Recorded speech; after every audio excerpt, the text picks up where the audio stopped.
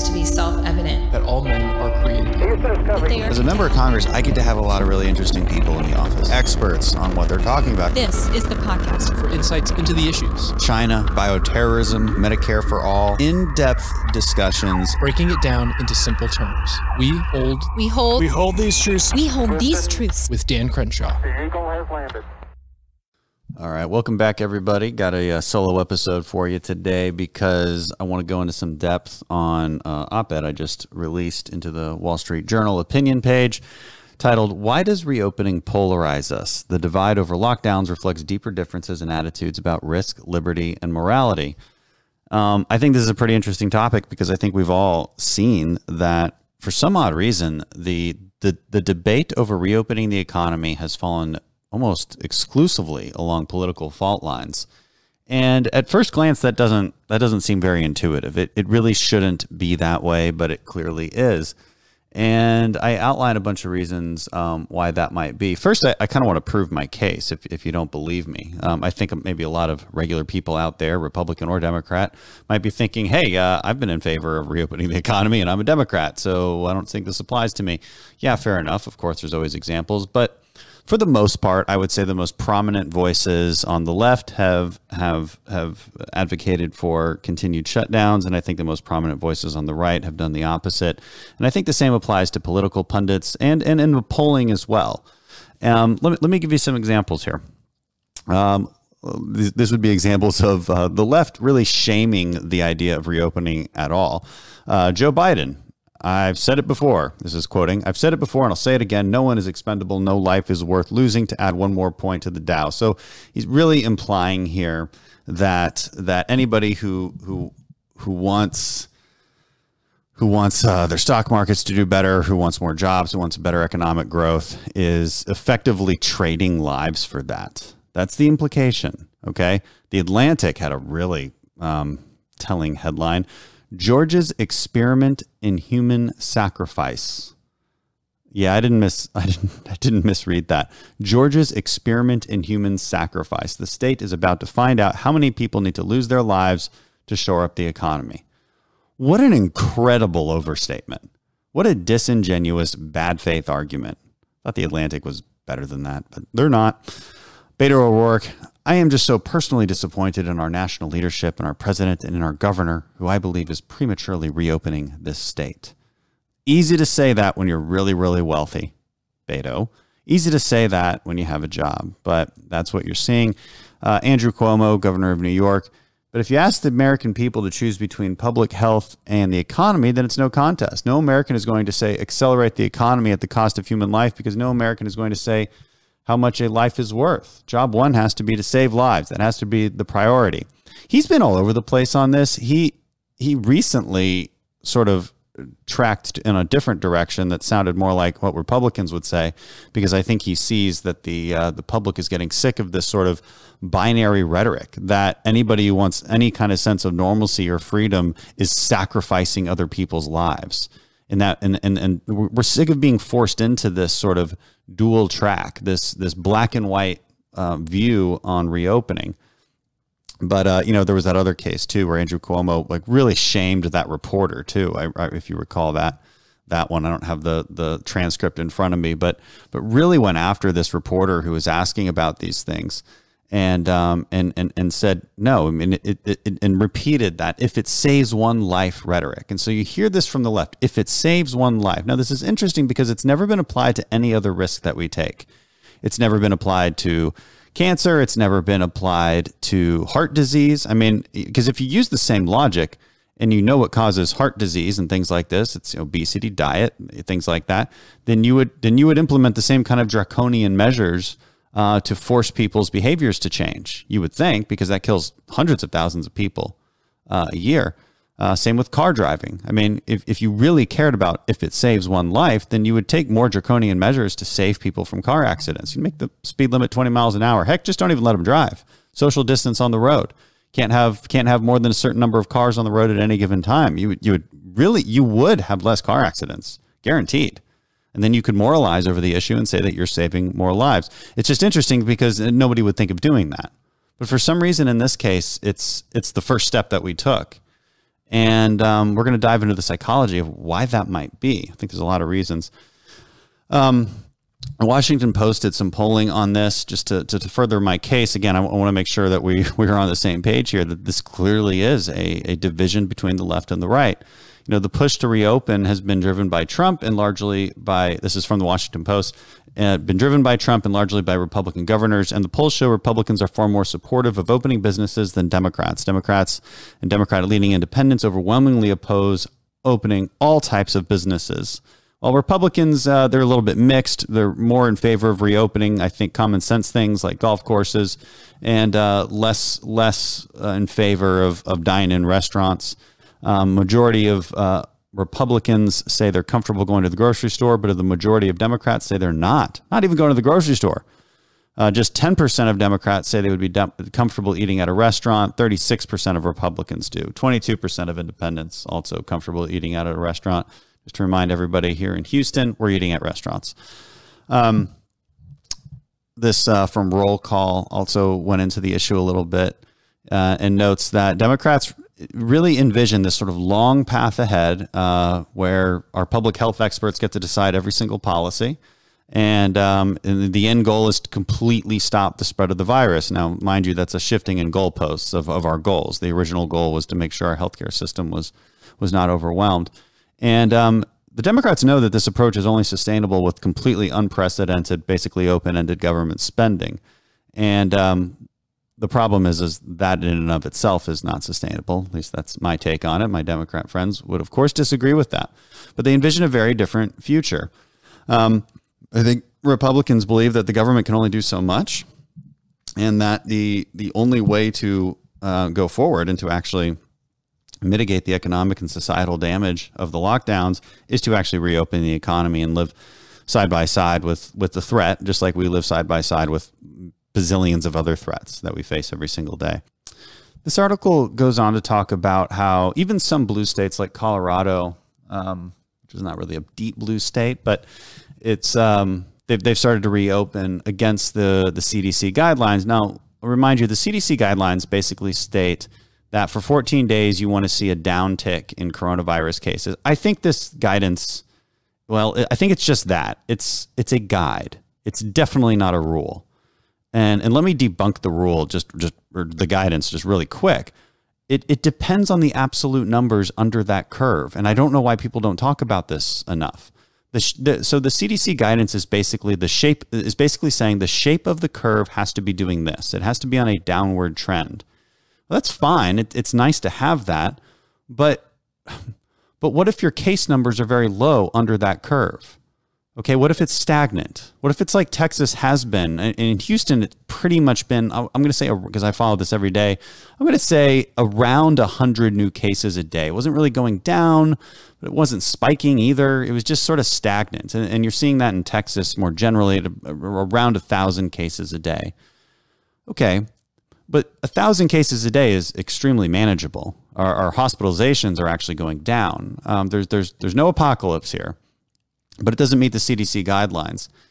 And now on the contrary, what if you had 100,000 cases a day, and then 90,000 cases a day, and then 89,000 cases a day, and then 87,000 cases a day, right?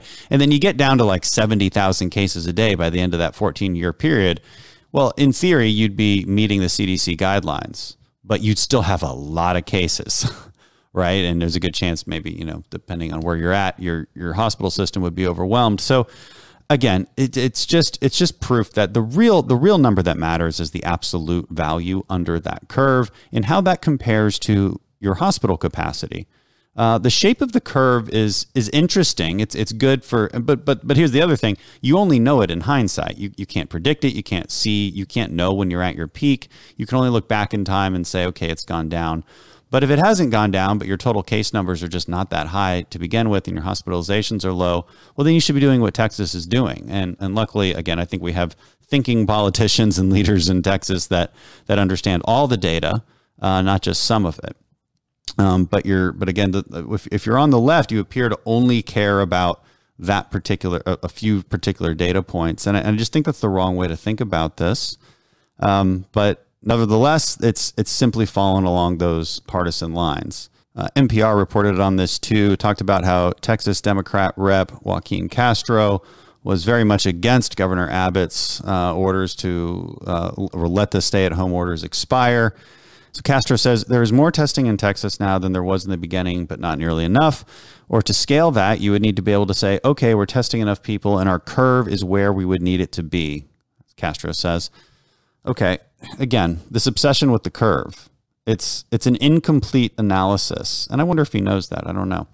It's a totally incomplete analysis. It's the numbers under the curve that matter a lot more.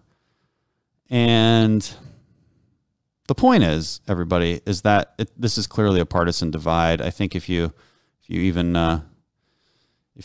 somewhat masochistic and you look through Twitter every once in a while, you'll see the pundits on either side, and they come down very clearly on either side of this. And I wanted to examine why that is. Why is it a blue and red thing? It's a bit strange. So in my op-ed, I talk about two main reasons. One is political, and one is essentially psychological. And the political side of it is pretty straightforward. Okay, there's a few reasons. There's a few things at play here. The first one is President Trump was earlier on in favor of reopening, and whatever Trump says, the left says the opposite. Okay, that's the theory, and I think that theory plays out pretty consistently on a whole lot of issues as we've seen over the last few years, and so that's part of it. Geographic distribution, I think, is also a factor. Let's look at where liberals and conservatives tend to live. Liberals tend to pack themselves into crowded cities, and of course, there's a more dangerous spread of a virus in a packed city. New York City being the obvious example in this country, which has become the epicenter of the pandemic, and for obvious reasons. A lot of tightly packed public spaces, subways, people living together in apartment buildings and congregating together, and also a lot of international travel there. So a lot of Chinese tourists moving through New York City, and less so in many, many other parts of the country. I think this explanation, by the way, is useful to understand why some countries were hit way worse than others. The Belt and Road Initiative from China is very prevalent in places like Italy and Milan, where it was hit the worst, very prevalent in Iran. And, I was stationed in South Korea for a while. I never saw Chinese tourists. So you have to understand that there's a lot of factors to why each country might have experienced this differently. The U.S. is a huge tourist destination for the Chinese people.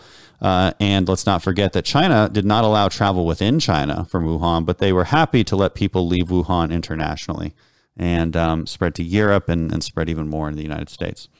So cities, I think city population matters. However, what's interesting, though, is the Republicans in cities still tend to believe that there should be a reopening. So this is not a full answer. This is not a full explanation as to why there's this partisan divide. Other things I look at is who's actually harmed. There was some good stuff written here about which Americans are being harmed the most by the economic fallout. As usual, by any economic fallout, it's the working class. It's those with high school degrees are hit far worse during this pandemic. They're the ones being laid off and furloughed, whereas college-educated, which generally means more liberal-leaning workers, usually have jobs where they can work from home. And again, it's quite easy to say we should continue the lockdowns and stay safe. Because you're working from home. You've got some kind of job that allows that. You're not working with your hands. There isn't some kind of labor that needs to be done, and therefore it's possible to work from home. Okay, so I think that clearly has to do with some of the explanation. And frankly, if I were to look at Republicans too, who are still asking for lockdowns, I highly doubt that they've lost their job. And finally, on the political side, it's also pretty obvious that those on the far left are treating the lockdowns and the consequent economic devastation as an opportunity to actually restructure America in a socialist utopia. And so, I'm not gonna pin that on every single Democrat or every single one of my Democrat colleagues. But there are those who have very clearly said it. The Democrat majority whip Clyburn said that early on, that this is an opportunity to remake America in our vision. A few others have talked about doing this. And also, let's be honest, when I look at the $3 trillion bill that was passed last Friday, it's pretty clear that that's the goal.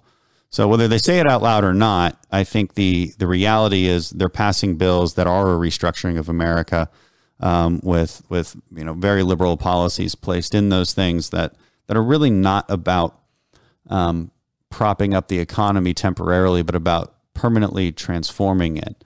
And the way to justify that permanent transformation is to keep people locked down. So that's the ulterior motive there that I think the far left is pushing.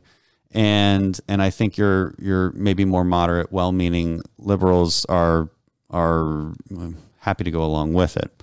So those are the political explanations. I don't think they explain everything. I think they're interesting to think about, but it's more interesting really to delve into the psychology of this. And the truth is that liberals and conservatives think about morality differently. We think about liberty differently, and our brains are wired differently. And there's a lot of evidence to support this. Let's start with risk taking. I find this one really interesting because for a long time, you've heard from psychologists that conservatism is kind of based in fear, is how they would put it. That fear leads to being conservative because liberals are more open to new experiences. Liberals are more open to different kinds of people and risk, and they're more open-minded. And conservatives are scared. And the more scared you get, the more conservative you get. And that's never really rung true with me. And I don't think it rings true with a lot of conservatives. They don't feel scared. They feel like entrepreneurs. I mean, we're like, wait, aren't we the ones who take risk? You know, in my own experience in the military, I think, well, it was a very conservative leaning group of people, and these are high risk takers. So this just doesn't ring true to me. We also like new experiences. So it's just not adding up. You see the same thing in a lot of different job choices, whether law enforcement or construction. They tend to be more conservative. So it didn't really add up. And so I wanted to look into this a little bit more because again, this is really strange. And I'm going to reference real quick some Business Insider articles that really dove into this and tried to make this case that, and it says it right here, I'm quoting, "Being scared can make you more conservative. Decades of research have shown that people get more conservative when they feel threatened and afraid. Threats of terrorism make everyone less liberal. Researchers found this was especially true after 9/11, when there was a conservative shift and an increased support for military spending under Bush." That's a weird conclusion, frankly. I mean, of course there was more support for military spending. Does that really mean that fear makes you more conservative? Does that mean that fear makes you more likely to support limited government and a strong defense? That's a strange conclusion. I think here's another one. A conservative brain is more active in different areas than a liberal one. Now this was interesting. Brain scans show that people who self-identify as conservative have larger and more active right amygdalas, I think I said that right, and which is an area of the brain that's associated with expressing and processing fear. This aligns with the idea that feeling afraid makes people lean more to the right. A 2013 study showed conservative brains tend to have more activity in the right amygdalas when they're taking risks than liberals do. Okay, so I went into that study. I wanted to see what they were actually studying, and here's what I found, and this is why I think this analysis or their conclusion is ultimately incomplete. I think what's fascinating about this is that the brain function is clearly different. So that's true, and that's interesting. But what did they actually test here? Well, it turns out what they actually tested here was basically a betting game. So here, let me find it real quick. It's a risky gains task. And so participants were presented with three numbers in ascending order, 20, 40, and 80 in each trial. If the participant pressed a button when the number was shown on the screen, he or she received the number of cents shown on the screen, plus 20, plus 40, or plus 80. The participants were informed that if they pressed the button while the 20 was on the screen, they would always receive 20 cents, which is a safe decision. However, if they waited for the 40 or 80 to appear on the screen, there was a chance the number would appear in red, signaling the loss of 40 or 80 cents, respectively, which is a risky decision. Thus, although the participant may have gained more points per trial by waiting until a 40 or 80 appears on the screen, there was also a risk of losing 40 or 80 points. Participants received feedback, which is in this case, stimulus on the screen and auditory sound, indicating the gain or loss of cents immediately after selecting a response. The probabilities of presenting a negative 40 or 80 are such that participants' final score would be identical were they to consistently select 20, 40, or 80. Thus, there was no inherent advantage to select the risky response over the safe one. Each trial lasted 3.5 seconds, irrespective of the participant's choice. 3 trial types were presented. Blah, blah, blah. Okay, but the point is it's basically a betting game, kind of. And that's fine. And it's interesting that this lights up different areas of the brain for liberals and conservatives. But I don't understand how they come to the conclusion that fear leads to conservatism from this. Okay? I mean, you might argue that this clearly shows that conservatives tend to be more fiscally conservative because, again, you're talking about this is a monetary risk game. But it doesn't explain why we take actual risks more and seem to deal with actual risks in a better way. And so, and you've been hearing this. I mean, if you guys follow politics a lot, you've heard this notion repeated over and over and over again. And it's just, it strikes me as strange. I'm going to get into the jobs that liberals and conservatives take, which I think is a better indication of how we actually dive into risk. There's another thing there was another claim proposed here, which is from a Yale psychologist study, that a simple thought experiment temporarily turned conservatives into liberals. Again, this is along the same lines that fear is conservatism and like being brave and courageous is somehow being liberal. And so this is how they do it. They say social scientists just scare people and it turns liberals into conservatives. Okay, well, let's read through this and see if this actually makes sense. Research has shown that you can make liberals more conservative by threatening them and making them somewhat afraid. Yale psychology professor John Barr writes in his new book, Before You Know It, The Unconscious Reasons We Do What We Do, which was released Tuesday. I don't know, this is years ago. Several studies have shown that when social scientists get liberal-leaning experiments subject to think about their own deaths or make them feel threatened, some left-wingers adopt more conservative values. Again, they use the 9/11 attacks again, which I just don't think is a good example. That seems like a more rational collective decision to have stronger defense spending after a giant terrorist attack. There's a lot more to conservatism in the way we think than just a strong defense. And so this goes to show too, let me just, small tangent. In my experience in academia, they don't know how conservatives think. They don't really know what we believe. And so this is why you see these strange conclusions pile up like this. I'll continue reading here.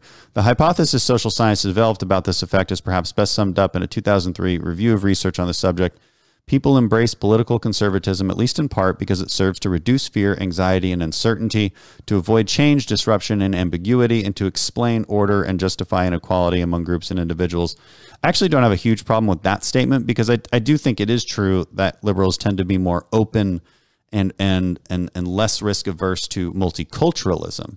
Which explains a lot more their openness to open borders and a conservative leaning towards a sense of sovereignty and loyalty to a sort of in-group and a sense of nationality. So I do think there's something to this. I just think that oftentimes the researchers here misinterpret it somewhat and lead to the wrong conclusion. So they say that there's evidence this plays out in how our conservative and liberal brains are shaped. Researchers have taken brain images of people with different political leanings and found that those who self-identify as conservative have larger and more active right amygdalas. We went over that already. An area of the brain associated with the expression of processing of fear. And a 2011 study looked at MRI scans of self-described conservative young adults and found they had more gray matter volume in the right amygdala than their liberal counterparts. In 2013, a team of scientists expanded that research to show that conservatives generally have more activity in their right amygdala when taking risks. We went over that research. It was the betting game. So here's what they did to prove or to get people to turn conservative. The researchers behind the psychology experiment told a group of participants to imagine that they'd been granted a superpower by a magic genie and were suddenly as invincible as Superman. Bullets bouncing off of them, fires couldn't scorch their skin, and a fall from a cliff wouldn't hurt at all. The study's control group was simply told to imagine that they could fly. So one group is told that they're invincible and one group is told that they could fly. Then the researchers asked the participants to weigh in on some political statements, including whether they would, quote, be reluctant to make any large-scale changes to the social order, and whether, quote, it's okay if some groups have more of a chance in life than others. So liberal participants' attitudes on social issues didn't shift at all. The conservative participants, on the other hand, started adopting more liberal views on social issues, though not economic ones. Participants who imagined themselves with the ability to fly had no change in their political views. Okay, so this is, let's clarify this. They're saying that if a conservative believes they're invincible, then they start to have more liberal views on social issues. Huh. I'm not sure. I'm not sure what to take from that. This is the fundamental drive for physical safety is a powerful legacy of our evolutionary past, he writes. It exerts a pervasive influence on the mind as it navigates and responds to modern life, often in surprising ways, like who you vote for. So he also points out, things like holding a cup of piping hot coffee can make us friendlier, because the association between physical warmth and social warmth is something we learned unconsciously as infants when we were held close. That's interesting. Shows how washing hands with soap and water can make people less hostile to individuals who are different than they are. Says that's because to some extent our modern prejudices are shaped by the way we've evolved to avoid unknown foreign threats like diseases. So, I mean, it's hard to see how this really plays out. You would be reluctant to make any large. I'm not convinced by this, but anyway, this is the what is said. So another way to think about how conservatives and liberals assess risk would be to simply look at what kind of jobs they choose. And when it comes to risk, as the kind of risk that we're talking about with coronavirus, I think this is a more accurate view of who's saying what.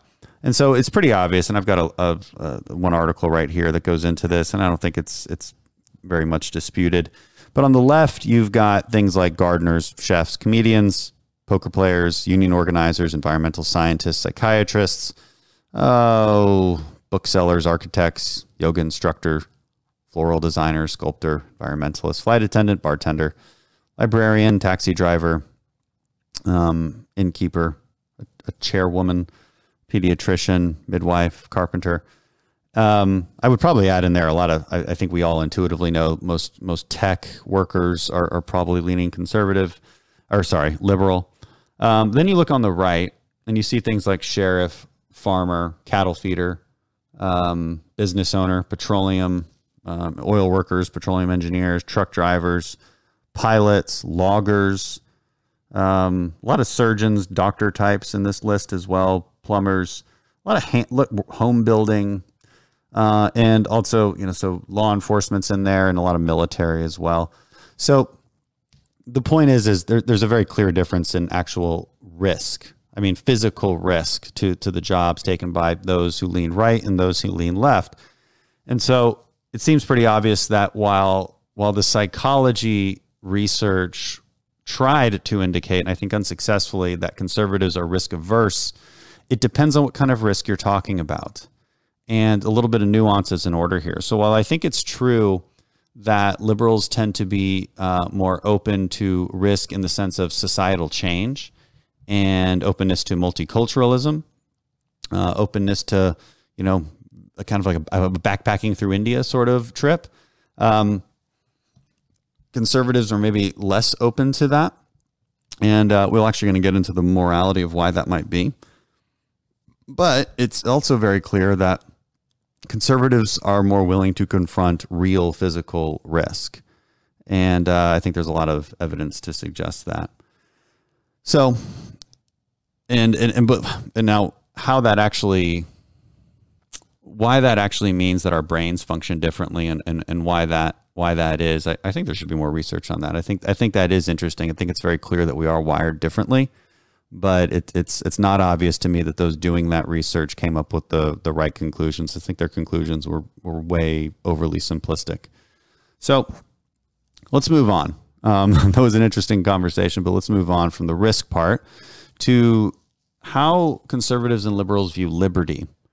And this one's a little bit more simple and I think intuitive. It seems pretty obvious to me that, listen, I mean, one of the functions of being a Democrat or a Republican is how much government control you think there should be over our lives. How many of our problems do you think are really solvable by government? Now, a conservative would say much less of these problems are actually solvable by government. It's why we have a strong society. It's why we have a good, responsible people, a strong people that can take care of themselves. We want government to get out of our way. We want the freedom to fail. We want the freedom to succeed.